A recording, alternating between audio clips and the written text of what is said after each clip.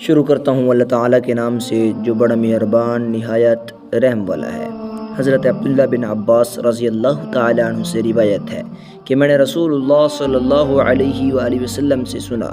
آپ فرماتے تھے کہ وہ شخص مومن نہیں ہے کہ جو خود شکم سیر ہو کر کھائے اور اس کے برابر میں رہنے والا اس کا پڑوسی فاقہ سے ہو۔ تشریح یعنی اپنے پڑوسی کی بھوک اور فاقہ سے بے نیاز اور لاپرواہ ہو کر اپنا پیٹ بھرنے والا آدمی اگرچہ وہ 70 پشتوں کا مسلمان ہو، حقیقت ایمان سے بے نصیب ہے، اور سکندلی اور خود غرضی کی یہ کیفیت شان ایمان کے بالکل منافی ہے۔ ہم مسلمانوں کا اپنے پڑوسیوں کے ساتھ اور عام بندگان خدا کے ساتھ جو معاملہ اور برتاؤ ہے اس کو سامنے رکھ کر رسول اللہ صلی اللہ علیہ وسلم نے ان ارشادات کی روشنی میں ذرا ہم اپنے ایمانیوں کو جائزہ لیں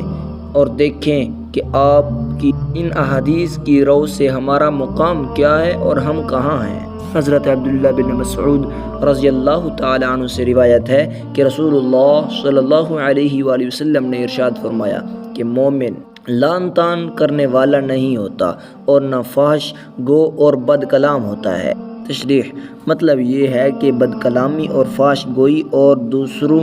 کے خلاف زبان درازی یہ عادتیں ایمان کے منافی ہیں اور مسلمان کو ان سے پاک ہونا چاہیے۔